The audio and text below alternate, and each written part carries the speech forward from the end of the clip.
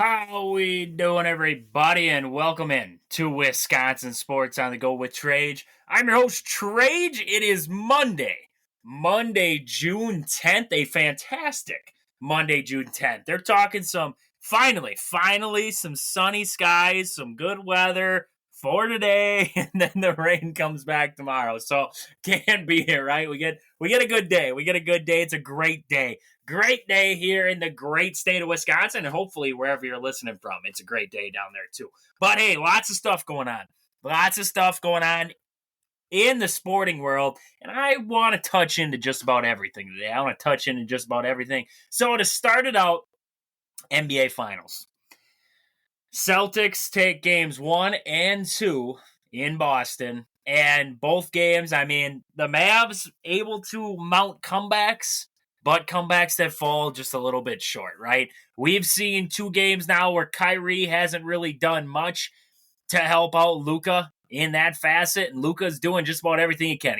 He's about guaranteed for 30 points, right? Luka's guaranteed, it seems like. Every time he steps on the floor, he's going to give me 30. And then Kyrie's just got to fill in there. The Mavs had good scoring from the starters. Everybody in double figures, pretty good scoring across the board. It's just when you look down at the Celtics and you see guys like Drew Holiday with 26 and Brown with 21 and Tatum with 18.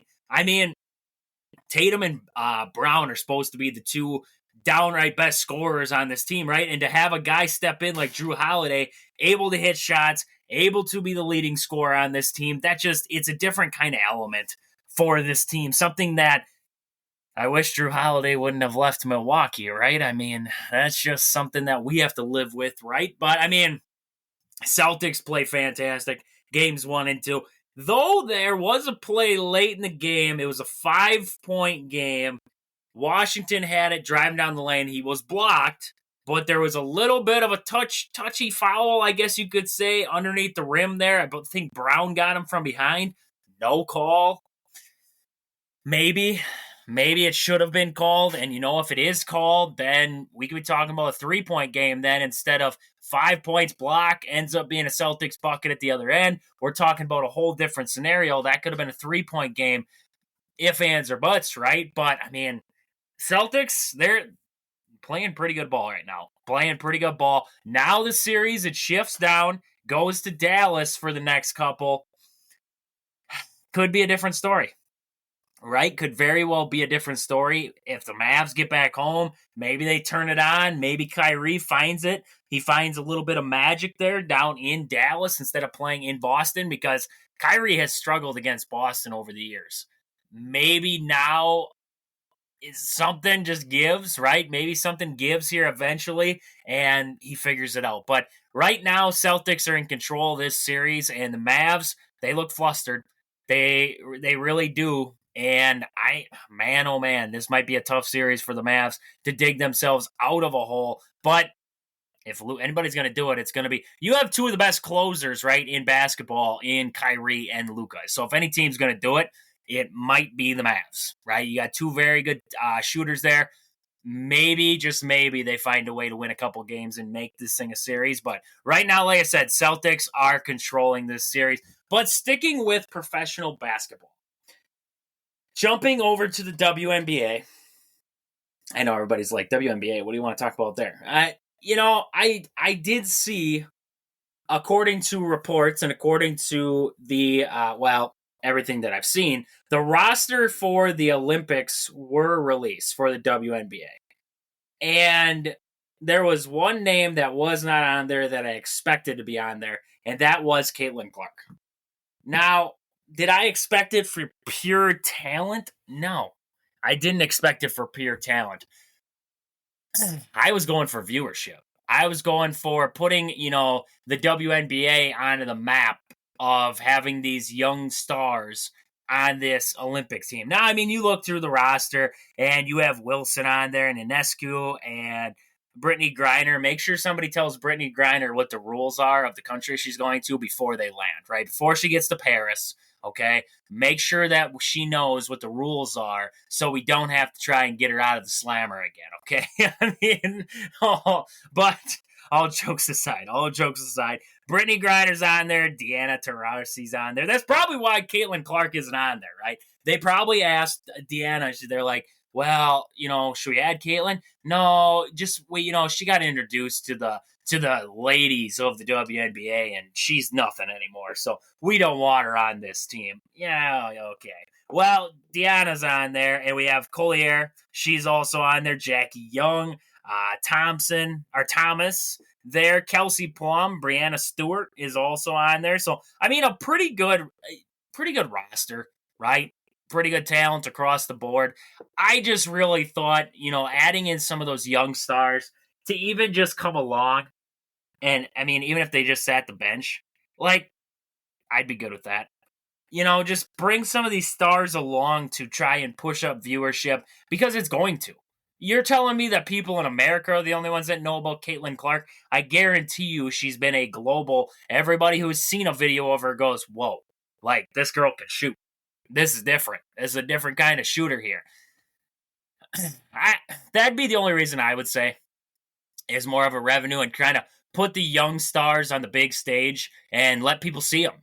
Let people see what the future of the WNBA is. Because I get it, right? Ionescu is great. Kelsey Plum is fantastic. So I'm not saying, in Brianna Stewart, I'm not saying that they don't have great players on this team. But what I'm saying is you want to showcase some of these girls on the national. We're talking about a worldwide stage now. You want to really show them out. This is the perfect place to do it. And even if they didn't play, a majority of it, or they only got in there for a couple minutes here and there, whatever it is, I mean, I would still be okay with it.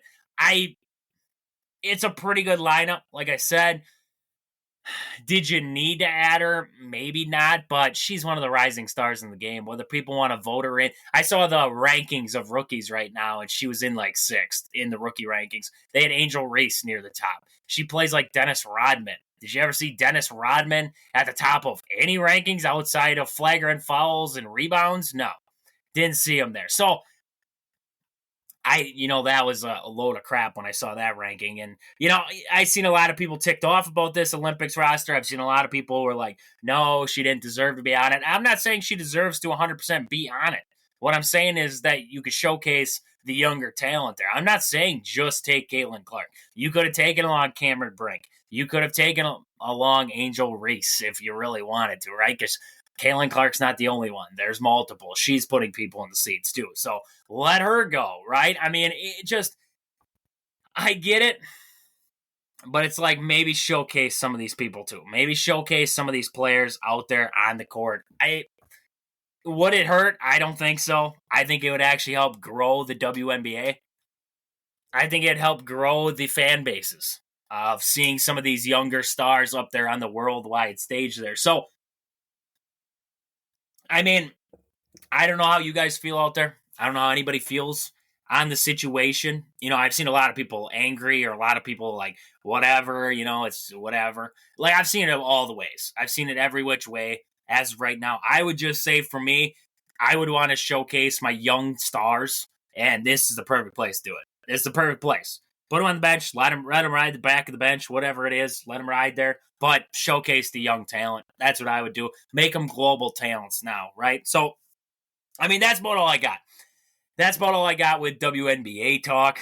Just wanted to mention that in case anybody hadn't heard it, and just kind of tell my opinion on it, that I would be showcasing talents right now. So with that, I want to get to the Brewers today. We got to get to the Brewers in that weekend series they had there with the Tigers. But before we get there, I got to mention some sponsors of the show here quick. First, Game Day Supply in Alaska.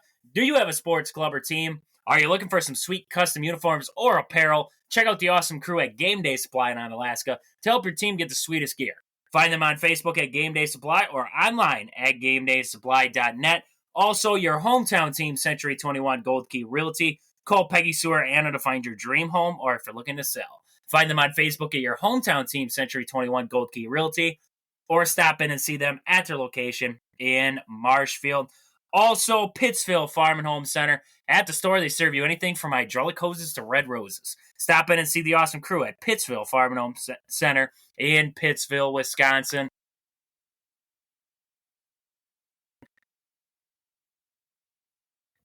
Sports Scene Sports Cards Memorabilia, located in the Marshfield Mall in Marshfield, Wisconsin. You got to get down there. Tons of sports cards, memorabilia, jerseys, model stock cars. You got to get down there and see Al. He has everything you need. He has everything you need down there, and if you can't find it, he will find it for you. If you can't find it in the store, he'll find it for you somewhere. So, Sports Scene in Marshfield, Wisconsin.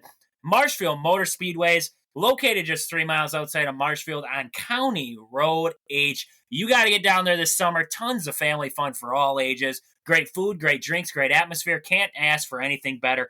Marshfield Motor Speedways. And also Sport and Spine Clinic in Greenwood, Wisconsin. If you've been injured recently, whether it was pushing the lawnmower or it was weeding the garden, you felt something pop, or you were just walking, right? Maybe you're walking from your chair to the fridge to grab a beer while you're watching the Brewer game. You felt something tighten up, pop, whatever it was, and you need some physical therapy. Call in there, get in there to see Chad at Sport and Spine Clinic in Greenwood, Wisconsin. He will get you right. He'll get you back to the lawnmower, back to picking weeds, back to the chair and to the beer fridge, whatever it is. He'll get you back there. Sport and Spine Clinic in Greenwood, Wisconsin there. But with that, I want to get to the Brewers. Brewers win the weekend series. They win the weekend series over the Tigers. First 2 games went pretty good. Last game, well, the Tigers got a gotcha at the end of that one. So, in game 1, the Brewers lit it up, right? We're talking 16 hits in the ball game, 10 runs in total. Only gave up 2 hits in total. Tobias Myers was fantastic for the Brewers. Not what I expected, right? We have had some... I'm not going to say Myers has been bad in every start. Thought he's had some pretty decent starts. This one took the cake. There was only one guy who reached against Tobias Myers on a hit, right? On a hit. They hit a couple walks scattered in there, I thought there. But outside of that, one guy gets on. Matt Verling to lead off the game. Gets on base. Tobias Myers picks him off. After that, nobody was getting hit against Tobias Myers. He was fantastic in this game. Looking at his stat line, 8 innings, 1 hit, 3 walks, 5 strikeouts for Tobias Myers. Fantastic. Getting outs, that's what you need. This was a game, this was a great performance simply because the Brewers had, they just had the off day, but you're talking about coming off a series there with the Phillies where they struggled, and then you had, a series with the White Sox right before that, Cubs right before that, Boston right before that. It's been a stretch of a lot of games. They needed a starter to give that bullpen even an extra day off, right? They had an extra day because then after that 8th inning, James Meeker came into the game then for Tobias. So, the bullpen, the regular bullpen guys had a complete 2 days off after that Phillies series. That is great because the bullpen has been taxed mightily this year. They needed something like that. So, great outing from Tobias Myers there. And James Meeker makes his MLB debut, gets his first, not a save, but ends up closing down the game, pitched his first inning, right? Gave up a hit, 1 walk, got himself out of, the little bit of a log jam. Great outing out of Meeker. 2 great pitchers there. Pitching performances by the Brewers starter and Meeker coming out of the bullpen there. So good stuff all the way around right there. Brewers hitters in that game, Turang 4 for 5, Yelich 3 for 3. We saw Frelick go 2 for 4, 2 for 5 from Joey Ortiz, and Blake stinking Perkins. This guy just is on a tear. I don't know what it is, but he is on a tear. 3 for 4 in that game 1. A fantastic day for Blake Perkins. You can't beat what Blake Perkins has been providing for the Brewers as of late. Last 7 games, a .320 batting average in the last 7 games. Last 15 games, .327. This guy with his glove in the outfield and the bat at the plate as of late, he's like, please vote me into the All-Star game because I might be the best center fielder in the National League. That just might be it. Like, man, oh man. You defensively, I will ask you to find me a better center fielder in the MLB right now. Find me one. Glove-wise, can't beat it. You might have a dude with just a gigantic arm, right? But glove-wise, Perkins. Perkins has got a fantastic glove. Fantastic at reading baseballs. He reminds me so much of Mike Cameron, Lorenzo Cain. Like, this dude is all over the place. You can't beat what he does for this Brewers team. And you know what it really reminds me of? He started out the year hitting the ball very good. And then he kind of got cold there, right? And he reminds me a lot of the thinking wise with him was a lot of like thinking about Bryce Terang last year, right? Bryce Terang, fantastic glove, fantastic arm, gold glover, right? Just fantastic. The question was his bat. Can his bat stay consistent, right?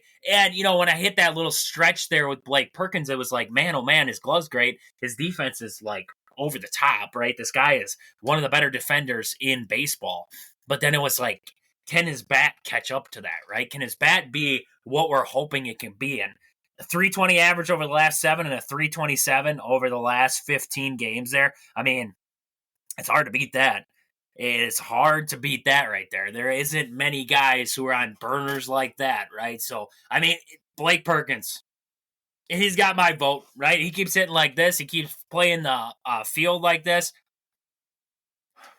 I'm going to make my all-star ballot there, and I'm vote Blake Perkins in for every outfield position. Just hope he gets in, right? Just hope he gets in in some way, shape, or form. But great to see, like I said, Blake Perkins continue to hit the baseball and hit it well. Another guy who has been hitting the baseball well for the Brewers consistently this year, Joey Ortiz. I mean, you cannot – this guy – 280 over the last 7, 296 over the last 15, 291 over the last 30. This guy has been on a tear for a majority of this season here, and he's making his case out there to be an everyday dude, if not taking over at shortstop at some point, to being the everyday third baseman, solidifying himself in there. The only knock you could say, and I guess I've seen a couple people say this, is that when you think of third baseman, you think of some power. And Joey Ortiz doesn't add the big power element. He adds in the extra base hit, right? He's an extra base hit guy. And he also, I mean, he can hit the long ball. But he's an extra base hit guy. He's a base hit guy. So that does not scream power third baseman to you. But, I mean, if you can fill in power hitters elsewhere, it's fine. I mean, you can live with a guy like Joey. If he keeps hitting 291, you can't beat that. So, there ain't much to complain about on that facet. But there's one guy coming off this weekend that he did struggle over the last 7 games there, and that is Willy Adames. Over the last 7 games, a .087 average. 10 strikeouts, 2 hits, 23 at-bats. Not a pretty little stretch of games. I mean, you look at before that. We talked about this a week ago, and we said this guy is one of the hotter bats in the Brewers lineup. He had a very good homestand for the Brewers. I mean, walk-offs mixed in there. Like, this guy was hitting the ball well. And now you get to, I mean, just after this last weekend here and dropping all the way down to .087. Last 15 games, like I said, 241. He was a little bit better through that stretch, but now we're starting to see it start to have a little bit of a decline there for Willy Adames. And I see a lot of people out there calling for him to be traded. And here's my one thing, okay? The way that Willy Adames goes, right? Hot and cold, hot and cold, hot and cold. He's like you're flipping the faucet back and forth, you know. You let it run 7 seconds on one side, you let it run 7 seconds on the other side, you're back and forth. It's never lukewarm, right? It's always hot or cold, right? He's in this mixture kind of thing. The only thing I see, okay, let's just say you do trade him, right? Let's just say you do. What are you going to get for him, right? I don't see the Brewers offering the White Sox for Fetty. Let's just say Fetty. They offer him straight up Willy Adames for Fetty. They ain't going to do it. No way. Why would they do that? Willy Adames isn't a proven bat. He's a rental. He's a half-year rental. Nobody's going to deal with that, right? And they don't think that they're going to pay him to stay there. So it just really puts into perspective, what do you do? What kind of trade would you even be looking for, right? You're not going to get a solid big league pitcher right now, right? You might get a prospect, But they don't need a prospect. We got tons of prospects.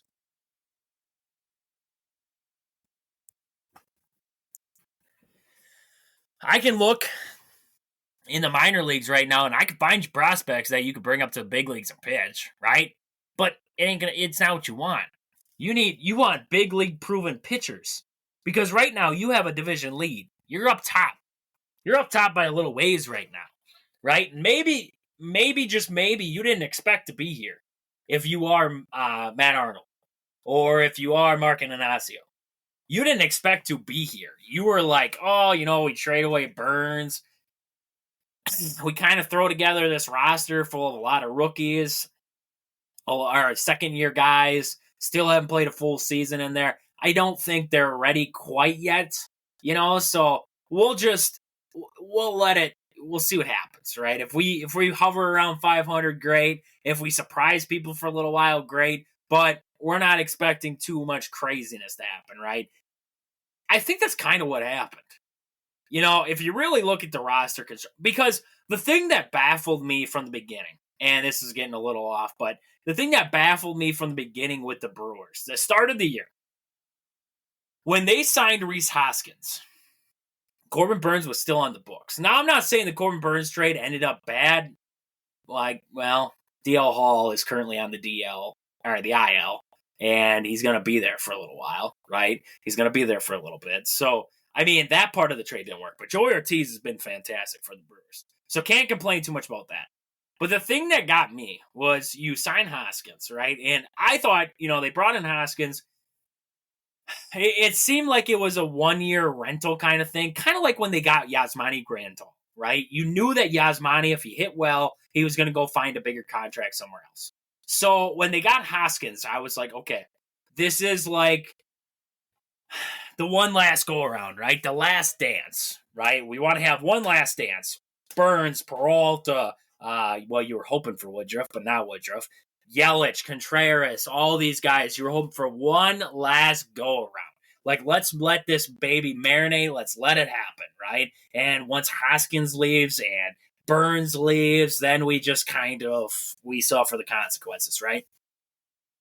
So they sign Hoskins. And not too long after, they trade Burns. And it didn't make sense to me.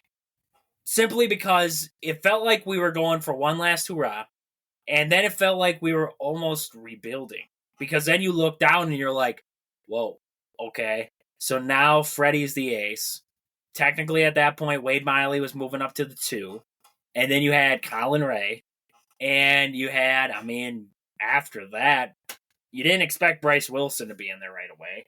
So you were looking at you had Adrian Hauser probably at the time, trying to think back to when that trade was made or if Hauser was already gone. But you were looking at this pitching staff and you were going, man, oh man, where did the ace go? Where did the number 2 go? Now that Freddie has moved all the way up, and it's like, holy crap, okay, the pitching rotation took a big, big step backwards, right? But I guess what I'm trying to say is that, the way that the Brewers are operating right now, it's kind of like just a wait and see. It's kind of like we're just going to roll it out there, and whatever happens, happens. Because, you think about it. If the Brewers were like 100%, we're in, right? This lineup can do it. The bullpen's fine. We can do this thing. We just got to fill in pieces here and there. I feel like we would have heard a rumbling about Trevor Bauer. I'm serious. I feel like we would have. And I know a lot of people hate the Trevor Bauer idea, right? I know a lot of people hate that idea. But it just feels like the Brewers would have been actively shopping for help at this point. They're just trying to solve it in-house, which is fine. It just kind of feels like one of those things then where you're just hoping and praying, right? We just signed this guy.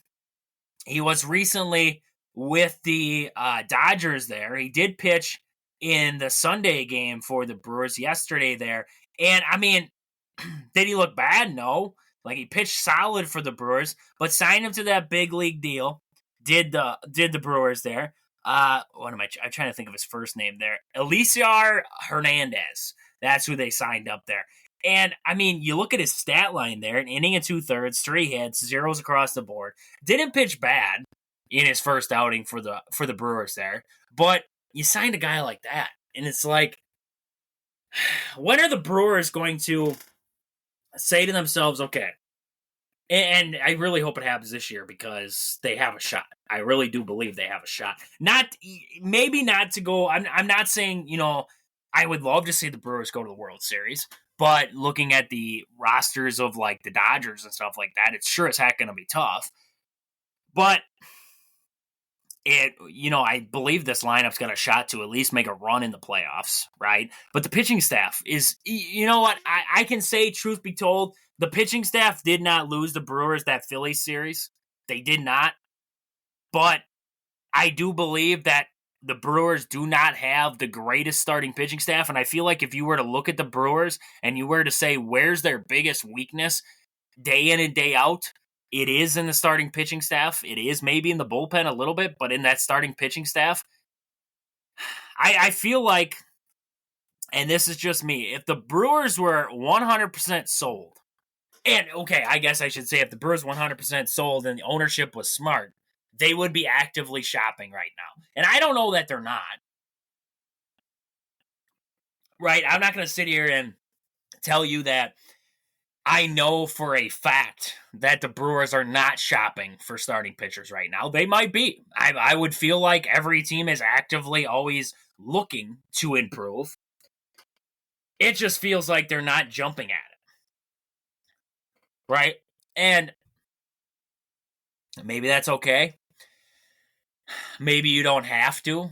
But I would feel like I would be all over the pitching staff market. Whether it's a free agent starter, whether it's calling the Marlins and the White Sox and the Oakland A's, and I don't care, whoever would answer the phone, the Rockies, whoever answers the phone for you, and you say, hey, I am looking for a starting pitcher of the ace caliber. I see you have, a couple guys, Luzardo from the Marlins down there. Edward Cabrera has some pretty nasty stuff. If he can home it in, maybe they take a chance on him. But it's like, I see you got this guy.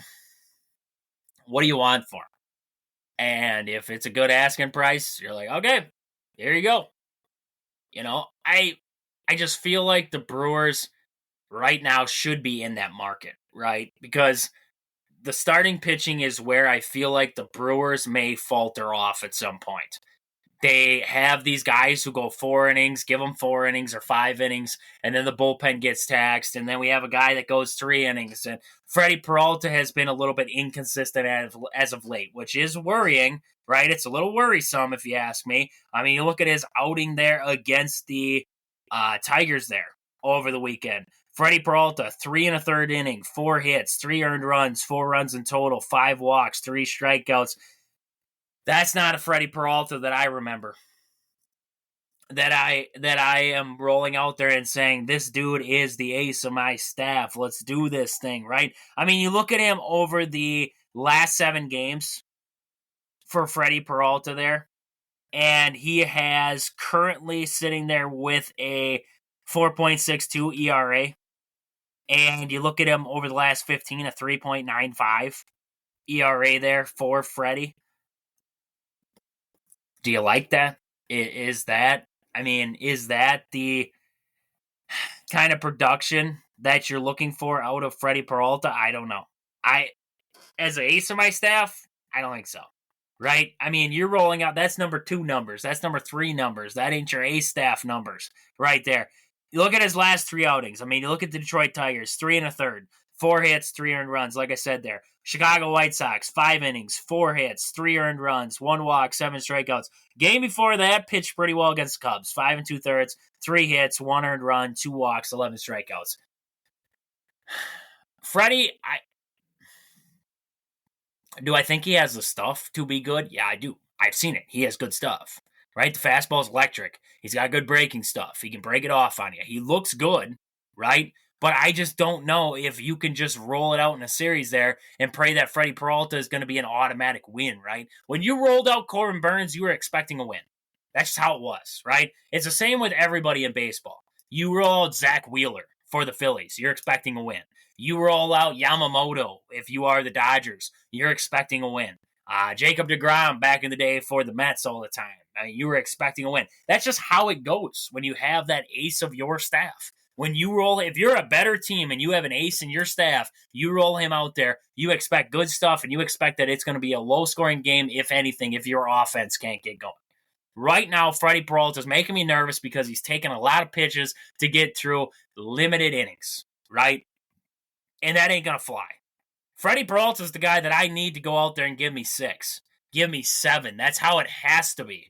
If you have a ace of your staff, he needs to be that guy where he might have an outing where he just struggles. Burns did. I mean, we watched him against the Dodgers. He has struggled, right? But mainly, Burns was a 6-inning guy. That's what you expected out of Burns. Right now, Freddie cannot get past that 5th inning. He's struggling to get into the 6th. He got into the 6th against the Cubs. Outside of that, I mean, last 2 outings against Detroit and the White Sox, not as potent offenses, he struggled to get into that 6th inning, which worries me. That really does. Because that taxes an already thinner bullpen, right? Because do you trust Payamps? Do you trust Peguero? I trust right now, if I were to look down at the bullpen, I actually trust Jared Koenig. I'll be honest with you. I trust Koenig. I trust Brian Hudson. I trust Paredes right now. And Trevor McGill. Hoby Milner has had some blow-ups. I trust those 4 guys to get me outs in the bullpen. That's it. Outside of that, the rest makes me nervous. So, but you can't expect Brian Hudson to give you 2 innings every single night. He can't. He can't. Trevor McGill cannot give you 2 innings. He cannot give you a 2-inning save every single night. Paredes seems like he's a 1 to maybe 2 innings guy, right? And Jared Koenig, he can give you extended bullpen relief, but how many days in a row can you make that last, right? I don't know. I've seen a lot of people talking about, what the Brewers' needs are, who they should move on from, who they shouldn't.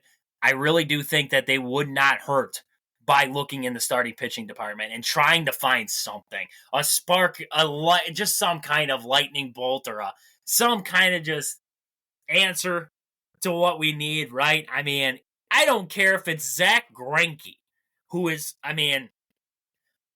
past the prime, past this, past that, whatever it is. If this guy can come in and give me 5 to 6 innings of, just 2 to 3 run baseball, sign him up. Sign him up. Bring him in. Because right now we have a revolving door in the pitching staff where I can't even tell you who's pitching tomorrow. I don't know who's pitching tomorrow. Who do they got coming up here? Who do they got coming up? They have Toronto coming up. Do we have a starting pitcher yet? Yes, we do. Colin Ray. There we go. We found him. We found a starting pitcher for the Toronto game. But game 2, we don't know. Robert Gasser is making me nervous right now because I feel like he's going to be on the shelf. I feel like he's going to be out for a little while. Aaron Ashby got sent back down. I don't know if he's going to come back up, right? If he's going to fill a spot. He pitched well in his last outing, but does he get a spot? I don't know. It worries me. It really does. The Brewers do not have a solid rotation. As much as people want to say, you just complain when the Brewers have a blow-up inning and everything, or a blow-up game and everything like that. I've complained the whole time. I said this starting pitching staff makes me nervous from day one until this point here. They've had sparks where guys have been fantastic for them, right? And they've also had sparks where it's like, okay, this is a little bit of inconsistency now. What are we going to do about it? It cannot be this revolving door of inconsistency. We got to have some consistent guys in this rotation, and I don't know what to expect 1 through 5 right now. I'll be honest with you, 1 through 5. I do not know what to expect. Bryce Wilson, one night, he pitches me fantastic. The next time out, he gets lit up. Freddie Peralta can't make it through 3 1/3 one night. That's crazy. I didn't think that we'd see that yet. Colin Ray, for a fact, he's had some struggling outings there. Looking down the line there, Tobias Myers. Can you trust him? I don't know. He's had some games where he's got lit up. He had this last game where he was fantastic. Was that just a spark, or is that what we can expect? I don't know. There's a lot of uncertainty right now with the Brewers. There is a lot of uncertainty with the Brewers in that starting pitching rotation. I really do truthfully believe they got to find help. I really do. If Joe Ross comes back, Jacob Junis comes back, Taylor Clark, comes back. Maybe that solidifies the rotation a little bit, gives them some depth, gives them some help, right? Maybe that does. Maybe that answers all the problems. We don't know. But until those guys are back, we're sitting here waiting. We're sitting here waiting to see what happens. So, I mean, outside of that Friday game, Saturday, 5-4 win. We went over Freddie's little stat line there. And then the Sunday game rolled around, and, well, the Brewers, they got to taste their own medicine on Sunday. 10-2 was the final in that one. I mean, Brewers got out hit 12-7 in that game. Couldn't get anything really going on the base paths in that one. That was, I believe, did Skubal pitch that game? Yes, he did. 6 2/3, 5 hits, 1 earned run, 10 strikeouts. Pitched fantastic. He's a good out getter for the Tigers, a very good strikeout guy. Maybe call the Tigers and ask for Skubal. See what they tell you then. See what they tell you if you call and ask for him. But I mean, Brewers, Bryce Wilson, 7 earned runs on the game there. Milner with 3 earned runs. And then we saw Hernandez, like I said, come in there. And he had a little bit of shutdown. Herget came in, shut down, and so was Bowers standing there, right? Jake Bowers. Fantastic stuff out of the Bowers himself. I didn't know he had it in him. I didn't know he had it in him. He went in there, walked one guy, no hits against him elsewise. I mean, this guy, he should have started. Should have started Jake Bowers and just let it ride, right? That'd been fantastic there for the Brewers. So, I mean, looking at the injury update, I wanted to see if I could find the injury update for the Brewers there. See when we're expecting some of these guys back. So, Robert Gasser, that's what I was talking about, made me nervous. It's to be decided right now. He's getting another opinion on his elbow there and potentially looking at surgery that could put him on the shelf for a while there. Joe Ross, though he's been out for a little while now, he's placed on the IL May 21st, and he is looking like he is hopeful for a short stint here pretty soon coming back. So hopefully potentially see Joe Ross back here pretty soon. Jacob Junis pitched 2 1/3 innings on June 8th for the AAA Nashville team down there. 1 run, 1 hit, 2 walks, a strikeout. Began the rehab assignment there, and that was on June 4th through 2 scoreless innings with 3 strikeouts. No issues in the shoulder. I mean, hopefully Junis is getting himself slowly back. DL Hall's looking like it's going to be a struggle. I saw that he had a little more trouble with that knee, so don't know when we'll see him back. Garrett Mitchell's looking like June 17th for him there. And some other notables in there. JB Buckus, mid-June, is looking like his return there back to that bullpen for the Brewers. I was just trying to find, there was one last guy I wanted to find there, and that was Taylor Clark for the Brewers. Where he's at right now, because he was slowly working his way back here. Cannot find him. Oh, I found him. There he is. It's like it speeds up and slows down and speeds back up for you, right? Taylor Clark right now, he's down at AAA, right? He had 1 outing there, 1-0. 5 starts for him down there right now, and he's been pitching well. He's been pitching very well down at the minor league system for the Brewers. So I was just trying to pull up his game logs there.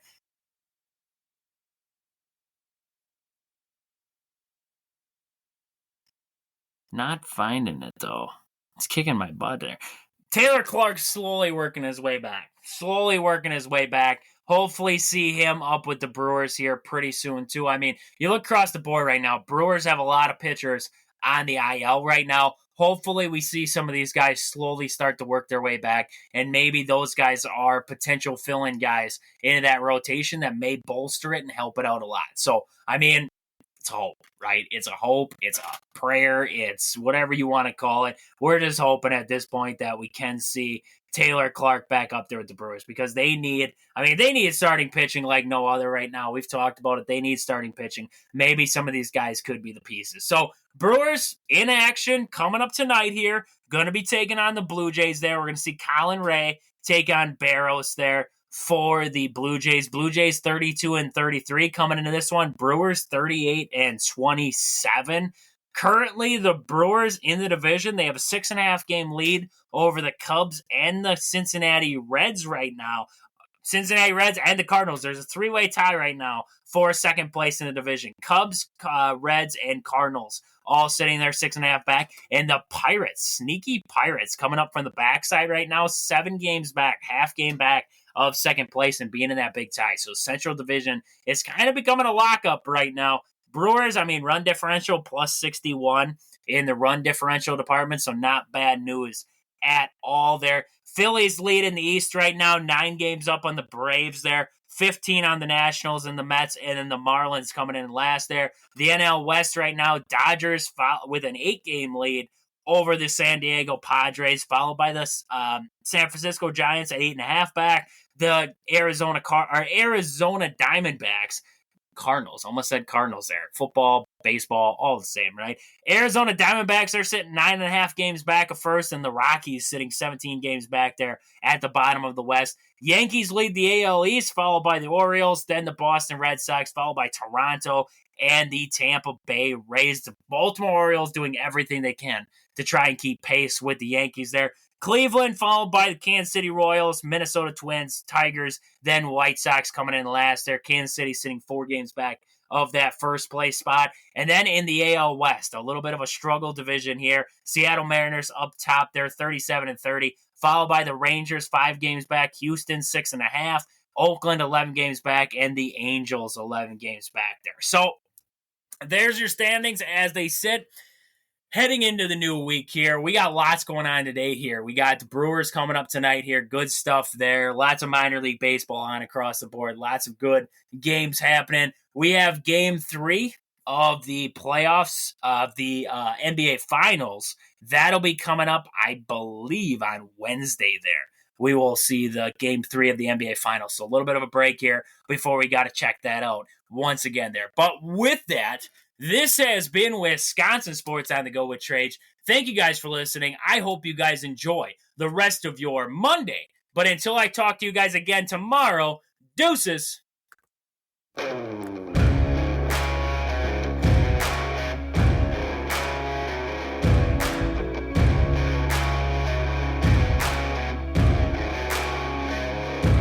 Yeah, oh my Lord, watch me sway. Darkness falls and we all pray, hoping for the light of day. Down to the river I have held the devil's hand, felt the weight of my own sin, burdened by the heart of man. Down to the river, down to the river.